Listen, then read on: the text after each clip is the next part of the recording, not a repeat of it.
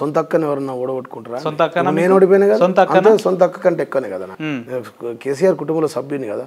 మా అక్క ఎప్పుడైనా మా చిన్న కొడుకు అని చెప్తుంది, కేటీఆర్ అన్న నా తమ్ముడు అని చెప్తాడు, కేసీఆర్ నా కొడుకు అని చెప్పి. ఏమనిపిస్తుంది అంటారా వాళ్ళు ఆ రకంగా ట్రీట్ చేస్తున్నప్పుడు మీకు ఏమనిపిస్తుంది? చాలా సంతోషం కదా. రోజు సార్తోనే ఉండేది కదా మేము, ఎవ్రీడే ముఖ్యమంత్రి గారితోనే ఉండేది 10 ఏళ్ళు, నియోజకవర్గంలో ఉండేది, మిగతా సమయంలో సార్తోనే ఉండేది.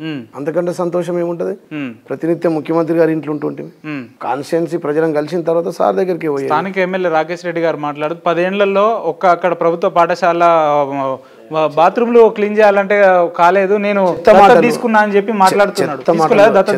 మాట్లాడద్దు. మీకు తెలియని విషయం ఏంటంటే 22-23 సంవత్సరం గాను బడ్జెట్ లో 7,000 మన ఊరు మన బడి కార్యక్రమంలో భాగంగా 7,000 కోట్లు పెట్టారు. మన ఆర్మూర్ నియోజకవర్గానికి దాంట్లో 50 నుంచి 60 కోట్లు వచ్చాయి. జీవోలు ఉన్నాయి. ఇది దాస్తే దాగేది కాదు. 3rd క్లాస్ మాట్లాడి 400 మంది ఒక బాత్రూమ్ లో పోతారని నేను రిపేర్ చేపిస్తున్నాను, ఏదో ఎన్ఆర్ఐలు బిచ్చం అడిగి, మ్యారేట్ హోటల్ అయితే ఎన్ఆర్ఐలు ఎవరైనా కట్టియండి అంటే అయ్యో టీవీ మల్లారెడ్డి పోయి వాళ్ళు చందాలు ఇచ్చి చందాలతో రిపేర్ చేసిన అని చెప్తాడు. సిగ్గుందా అండి ఆయనకు? 83 ఊర్లలో మేము పాఠశాల చేయలేమో, బిల్డింగ్లు కట్టలేమో, అదనపు గదులు కట్టలేమో, బాత్రూమ్లు కట్టలేమో, వేలాది రూపాయలు పెట్టి కట్టాం మేము. తప్పు కదా అది. ఇప్పుడు సమాచారం అదంతా అబద్ధాలు. ఎవరైనా పోతారా అండి 400 మంది ఒక బాత్రూమ్ లో? వాడు ఏం మాట్లాడతాడు అసెంబ్లీలో? డ్రగ్గిస్ట్ గా మాట్లాడతాడు, ఒక సైక్రైస్ట్ గా మాట్లాడతాడు. నిన్నటి వరకు స్వార్థపరులను పోషించిన బీఆర్ఎస్ పార్టీ ఇంకా ఉన్నారా? బీఆర్ఎస్ పార్టీలో స్వార్థపరులు ఇంకా పార్టీ మారే నాయకులు ఉన్నారా? అటువంటి వాళ్ళకు ఉంటే ఏం చెప్తారు మీరు? ఉన్నోళ్ళందరికి ఇదే ఉంటది, భర్తం ప్రతి ఒక్కళ్ళు. వాళ్ళు అవినీతి చేసింది ఏముంది ఇన్ని రోజులు మాకు తెలియదు కదా. పోతురు అంటే ఏదో కప్పిపుచ్చుకోవడానికే పోతారు కదా. ఖచ్చితంగా వాళ్ళ భర్తం వాళ్ళ వెంట పడతాం, వాళ్ళ అవినీతి బాగోతాం బయట తీస్తాం. ఎట్లా పెడతారు? మీరు అధికారంలో లేరు కదా. అధికారం ఏముందండి మాకు? అధికారం ఏముంటది? కోర్టులు లేవా మాకు? కేసేస్తారా? అవును కదా, నేను హైకోర్టు లాయర్నే కదా, సుప్రీంకోర్టు లాయర్ని కదా. ఏముంటది దాంట్లో? తీయనికి తీస్తాం ఇట్లనే కుంభకోణం. వీళ్ళ కేంద్ర ప్రభుత్వం తీసుకోవాలి. ఎందుకు? ఏం డబ్బులు ఎందుకు చేస్తాము? ఎందుకు అసలు చిల్లర పనులు చేస్తామా? మాకున్నాయి అట్లాంటి చిల్లర పనులు ఇంతవరకు? అంటే 1,000 కోట్లు సీఎంని బ్లాక్మెయిల్ చేస్తామా? సీఎంని బ్లాక్మెయిల్ చేస్తామా అండి? నేను మాట్లాడింది సీఎం మీద, నేను మాట్లాడింది ఎంపీ అభ్యర్థుల మీద, నేను మాట్లాడింది పార్టీ మారినోళ్ళ మీద, నేను మాట్లాడింది అవినీతి పరుల మీద. నేను మాట్లాడితే వాళ్ళు పార్టీ వదిలిపోవడం ఒక ఎత్తు అయితే, నమ్మిన బంటు లెక్క కేసీఆర్ గారు వారిని చూసారు కదా, కేశవరావు గారు, ఇటువంటి వాళ్ళు కూడా అందరు తురవులే. కేకేకి ఏం తక్కువ చేశాడండి? 80 ఏళ్ల వయసులో సీఎం పక్కన కూర్చుని పెట్టుకున్నాడు. ప్రతినిత్యం సెక్రటరీ జనరల్ అని ప్రతినిత్యం ప్రతి స్పీచ్ లో చెప్పాడు. బిడ్డే సూసైడ్ చేసుకుంటా అంటే మేయర్ ఇచ్చినాం, హైదరాబాద్ కొడుకు చైర్మన్ ఇచ్చినాం. 10 ఏళ్ళు ఆయన ఇక్కడ పక్కన కూర్చుని పెట్టాం. ముఖ్యమంత్రికి ఎప్పుడు డైరెక్ట్ ఇన్విటేషన్ దూరం ఉండేది. మరి కొడుకు కంటే ఒక తండ్రిలాగా, అన్నలాగా, తమ్ముళ్ళలాగా పెట్టుకున్నాడు పక్కన. ఆయన చేసిన తప్ప అండి?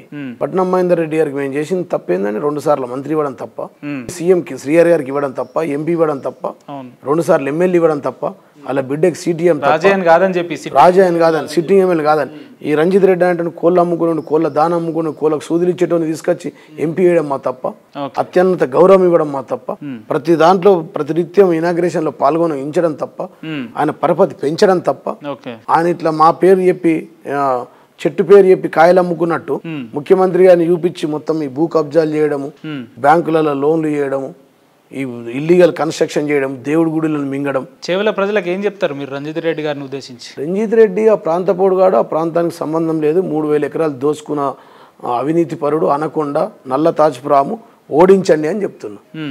మీ ఇంటోడు కాదు, మీ ఊరోడు కాదు, మీ పల్లెోడు కాదు, మీ పాలోడు కాదు. కాబట్టి ఇక్కడికో ఉన్నోడికి ఈ ఊరి మీద ఎంత ప్రేమ ఎందుకు ఉంటుంది? కాసాని జ్ఞానేశ్వర్ గారికి ఉన్న ప్రేమ రంజిత్ రెడ్డికి ఎందుకు ఉంటుంది? చేవెళ్ళ మీద. ఆయన కరీంనగర్ పుట్టిన ఊరి మీద ఉంటుంది, ఆయన వరంగల్ మీద ఉంటుంది, వ్యాపారం చేస్తున్న హైదరాబాద్ మీద కొద్ది ఉంటుంది. కానీ చేవెళ్ళ మీద ఎందుకు ఉంటుందండి? తప్పు కదా. మేమేమంటాం అంటే ఇంతకంటే మోసం ఏదైనా ఉంటుందా రాజకీయంలో? ఇంతకంటే దారుణం ఏదైనా ఉంటుందా? ఇంతకంటే దగా ఏదైనా ఉంటుందా? ఇంతకంటే విశ్వాసఘాతకం ఏదైనా ఉంటుందా? విశ్వాసఘాతకం హైయెస్ట్ పీక్ స్టేజ్ అంటే ఈ Ranjith Reddy. Example, father of the cheater అంటే ఈ రంజిత్ రెడ్డి. ఇంతకంటే మోసం. కేవలం ఇవన్నీ కూడా విమర్శల కాడికైనా రాబోయే రోజులు ఆయన మీద కార్యాచరణ తీసుకునేంత వరకు పోరాడతారు? శాతం పోరాడతాము, ఎవరిని వదలం. ఉత్తమ్ కుమార్ రెడ్డి వడ్ల దందోదలం, వీరిచ్చిన చీకటి ఒప్పందాలు, ఢిల్లీకి పంపించిన డబ్బులు ఏవైతున్నాయి అన్ని తీస్తాం. సరే అన్న, మీరు ఇందాక ఒక మాట అన్నారు, నాకు పిలిచి నాకు ముఖ్యమంత్రి ఇస్తా అన్న కూడా నేను వెళ్ళనన్నారు కదా. ఒకవేళ రేవంత్ రెడ్డి గారి నుంచి పిలుపు వస్తే జీవన్ రెడ్డి మనం కలిసి పనిచేద్దాం, మీరు రావాల్సి ఉంటది పార్టీలో కానీ అంటే? నేను చెప్పినా కదా సార్, మంత్రి ఇచ్చిన ముఖ్యమంత్రి ఇచ్చిన పార్టీ మారేది లేదు. కేసీఆర్ బతుకున్నంత కాలం ఆయనతోనే ఉంటాం. చివరికి ఒకవేళ అంతకంటే ముందు చచ్చిపోతే బీఆర్ఎస్ కండవ కప్పుకొని చచ్చిపోతాం, అది మా గ్యారంటీ. కొత్తగా ఏర్పడ్డ కాంగ్రెస్ పార్టీని ఉద్దేశించి చాలా మంది కార్యకర్తలు అయోమయంలో ఉన్నారు కదా, కార్యకర్తలకు ఏదన్నా మంచి సందేశం ఇవ్వాలి జీవన్ రెడ్డి గారు అంటే ఏం చెప్తారు? 100% చెప్తాను. ఇప్పుడు ప్రతి దానికి లెక్క డైరీ పెట్టుకొని రాసుకుంటున్నాం మేము రోజు. అదే పని మీద ఉన్నారా? పోలీసు వాడు ఏం చేస్తా ఉన్నాడు, ఇంటెలిజెన్స్ శివధర్ రెడ్డి గారు ఏం చేస్తా ఉన్నారు, అదే విధంగా డీజీపీ ఏసీపీలు ఏం చేస్తా ఉన్నారు, మా వాళ్ళ మీద కేసులు ఎట్లా పెడతా ఉన్నారు, అక్రమ కేసులు ఎట్లా పెడతా ఉన్నారు, మా వాళ్ళని ఎట్లా వేధిస్తా ఉన్నారు, అన్ని రాసి ఉంటాయి. ప్రతి దానికి లెక్కకు వడ్డీతో ఉంటది. ఇవాళ మమ్మల్ని వేధించి మమ్మల్ని కేసులు పెడతా అంటే మీ పర్మనెంట్ కాదు, నో బడీ ఈజ్ పర్మనెంట్. మేము 10 ఏళ్ళు ఉన్నాం, దిగిపోయాం, మళ్ళీ వస్తాం, మీరు దిగిపోతారు. అప్పుడు ఉంటది పన్నుకు పన్ను, కన్నుకు కన్ను, కత్తికి కత్తి ఉంటది. 100% ఉంటది. లీగల్ గా న్యాయ పోరాటం ఉంటది, వారికి పనిష్మెంట్ ఏం అంతే కదా. వారి ఇష్టం వచ్చినట్టు ఇప్పుడు మా దగ్గర మేము బిల్లులు చేయం, మేము ఫండ్స్ తీసుకొచ్చాం. 100 కోట్లు మా SDF క్యాన్సిల్ చేశారు. చేసిన పనులకు బిల్లులు ఇస్తలేరు, సర్పంచులను సతాయిస్తారు, ఎంపీపీలను సతాయిస్తారు, అవిశ్వాసాలు పెడుతురు, అక్రమ కేసులు పెడుతురు. రాష్ట్రంలో 6,000 క్రషర్లకు పెనాల్టీలు వేసారు, 6,000 కోట్లు సంపాదించాలని. ఇలా క్రషర్లన్నీ ఎక్కడికక్కడ మూతపడ్డాయి. వ్యాపారస్తులు భయపడుతున్నారు, బిల్డర్లు భయపడుతున్నారు. 35 రూపాయలు స్క్వేర్ ఫీట్ కట్టాలంటే ఇప్పుడు హైదరాబాద్లో కొత్తగా. కాబట్టి ప్రతిదీ మేము లెక్క ఉంటుంది, ప్రతి లెక్కకు లెక్క ఉంటుంది, దానికి వడ్డీ కూడా ఉంటుంది.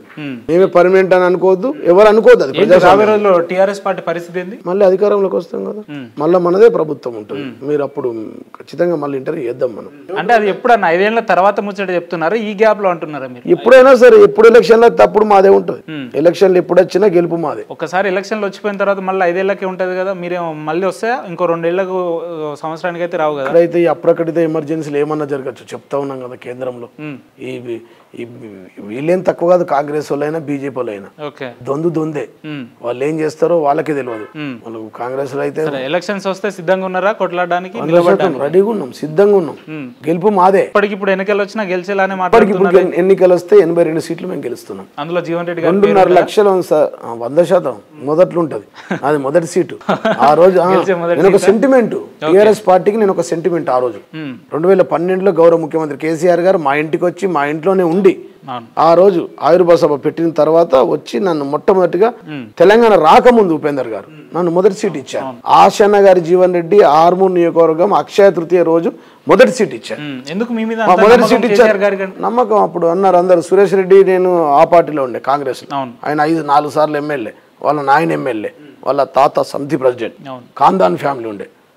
ఆయన కొండ నువ్వు బండ అన్నాడు. కేసీఆర్ ఒకటే చెప్పాడు, ఆ కొండ నీ బండనే ఢీ కొడుతుంది, జీవన్ రెడ్డినే ఇస్తా అని. రాత్రి మా ఇంట్లో ఉండి అక్కడే మా ఇంట్లో ప్రెస్ మీట్ పెట్టి మొట్టమొదటి అభ్యర్థిగా నన్ను ప్రకటించి, అప్పుడు దాని తర్వాతనే sentiment Armur north east Akshaya Tritiya రోజు ఆశన్న గారి జీవన్ రెడ్డి అక్షర క్రమంలో Armur 11 Navanath Siddulagutta 6-3 total 9 6-3 lucky number. అర్థమైంది కదా సార్. దాంట్లో గెలిచినాం, మా ప్రభుత్వం వచ్చింది, మా రాష్ట్ర ముఖ్యమంత్రి అయ్యారు. 2వ సారి కూడా నాకే మొదటి సీట్ ఇచ్చాడు. 2వ సారి కూడా మళ్ళీ మా ప్రభుత్వం వచ్చింది. 3వ సారి ఎందుకో మిస్ అయింది, నాకు ఇయ్యలేడు. ఇచ్చుంటే వస్తుండేనేమో. ఓకే అన్న, కేసీఆర్ గారు నిలబెట్టుకున్న నమ్మకాన్ని మీ చివరి శ్వాస వరకు ఆయనతోటే ఉండి నడిపిస్తారా అంటే? 100% ఆయనతో ఉందని చెప్పి, ఆయన కేసీఆర్ బతుకున్నంత కాలం ఆయనతో ఉంటాం. అంతలో మరణిస్తే కండవ కప్పుకొని చనిపోతాం అన్న. చాలా మంది ఒక డౌట్, ఒక చిన్న క్లారిటీ ఇవ్వండి కార్యకర్తలకు. వాళ్ళు కేసులు పెడుతున్నారు, వేధిస్తున్నారు కదా, మేము పార్టీ మారితే బాగుంటదేమో అటు మారినా ఇటే వాళ్ళ శ్వాస ఆత్మ అంత ఇక్కడే ఉంది మా దగ్గరనే. అన్న ఎందుకు మేము పోతున్నాం, మళ్ళీ టైం మీద మీ దగ్గరికి వస్తాము. కొంతమంది అట్లా అంటున్నారు. ఏమంటున్నారంటే మా కార్యకర్తలకు ఒకటే చెప్తా ఉన్నాం, ఇలా ఉద్యమం మన ఉద్యమ పార్టీ, కేసులు కొత్తగా కాదు, అక్రమ కేసులు కొత్తగా కాదు, జైళ్లు కొత్తగా కాదు, లాఠీ దెబ్బలు కొత్త కాదు. నా మీద 36 కేసులు ఉండే. అనేక సార్లు జగన్ ఆపినాం, కేంద్ర హోంమంత్రి జార్జ్ ఫెర్నాండెస్ ఆపినాం, అప్పుడు కేంద్ర హోంమంత్రిని ఆపినాం మనం. అర్థమైందా? అట్లా అనేక మనం మంత్రులను ఆపినాం, ఎక్కడికక్కడ అడ్డుకున్నాం, గల్లీ నుంచి ఢిల్లీ దాకా ఉద్యమం చేసినాం. ఈ విధంగా ఎన్నో కార్యక్రమాలు మనం చేసినాం. మనకు కొత్త కాదు. కార్యకర్తలు ఎవ్వరు అధైర్యపడద్దు. ప్రతి ఒక్కరికి పనిష్మెంట్ ఉంటది. పొట్టోని పొడవని కొడితే పొడవని పోషమ్మ కొడుతుంది. వాళ్ళని దేవుడే చూసుకుంటాడు. సిద్ధులగుట్ట శివుడే చూసుకుంటాడు. మా దాకా అవసరం పడదు. కాకపోతే ఈ ఎస్ఐలు, సిఐలు, ఏసీపీలు, సిపిలు చాలా ఎక్స్ట్రా చేస్తా ఉన్నారు. ఎక్స్ట్రా చేసేది మాత్రం ఖచ్చితంగా ఉంటది. ఖచ్చితంగా వాళ్ళు ఇప్పుడు వాళ్ళ ప్రవర్తన మార్చుకోవాలా. ఇది ప్రజాస్వామ్యం. ప్రజల కోసం ప్రజలు ట్యాక్సులు చెల్లించబడితే మీరు పని చేస్తారు. అందరికి సరి సమానంగా చూసుకోవాలా. చట్టం ప్రకారం పని చేయాలి. అన్న చివరగా 2 ప్రశ్నలు. ఒక ప్రశ్న, పార్టీ మారిన ఏదైతే రంజిత్ రెడ్డి గారు అండ్ కడియం కావ్య గారు, కడియం శ్రీహరి గారు నా స్థానంలో ఇక్కడ కూర్చొని ఉంటే వాళ్ళకి మీరు ఏం చెప్పదలుచుకున్నారు? వీడికి రానియాలి ఇద్దరిని. First of all no entry. ఒకవేళ బయట మిమ్మల్ని కలిస్తే ఎదురుపడితే ఏం చెప్తారు అంటే? చెప్పిన ఎదురుపడ్డ రోజు మోసము ఇంతకంటే దగా ఏముండదు. మీ తిన్నింట్లో ఉంచేటోళ్ళు, తిన్నింట్లో బాత్రూమ్ పోయేటోళ్ళు, ఇంతకంటే మోసం ఉంటుందని ఒక పార్టీలో చెప్పిన. కలిసి ఒక పార్టీలో చెప్పిన, రంజిత్ రెడ్డి గారికి చెప్పిన. ఇంతకంటే దగా ఉండదు, మోసం ఉండదు. ఇదే లాస్ట్ పరాకాష్ట. మోసానికి పరాకాష్ట ఇదే అని చెప్పి చివరి దశ లాస్ట్. అంతకంటే మోసం ఏముండదు. మోసాలకు మోసగాడు అంటారు కదా, మోసాలకు మోసగాడు. రంజిత్ రెడ్డి గారి ఆరోపణల మీద ఎంత దూరం వెళ్ళడానికి సిద్ధంగా ఉన్నారు మీరంటే? 100% కంటిన్యూ ఉంటది. ఒక్కటి కాదు కదా, ఇంకా చాలా ఉన్నాయి కదా. అన్ని డాటా తీస్తాం, అన్ని వస్తాయి. కాంగ్రెస్ లో పంపిస్తారు మాకు. ఇదంతా పంపిస్తా ఉన్నారు. తీయండి సార్ మీరు అని. ఉంటుందా రాబోయే రోజుల్లో? శిక్షలు ఉంటాయా రాబోయే రోజుల్లో? కంపల్సరీ ఉంటాయి కదా, అనుభవించాల్సిందే ప్రతిదానికి. సరే ఇప్పుడు కాకపోతే మళ్ళీ మేము వచ్చినాక ఉంటుంది. రైట్ జీవన్ అన్న, ఇంత బిజీ షెడ్యూల్ లో కూడా అడగంగానే మాకు మంచి సమాచారం ఇచ్చినందుకు మీకు ప్రత్యేక ధన్యవాదాలు అన్న. థ్యాంక్ యూ అన్న. Thank you so much. ధన్యవాదాలు.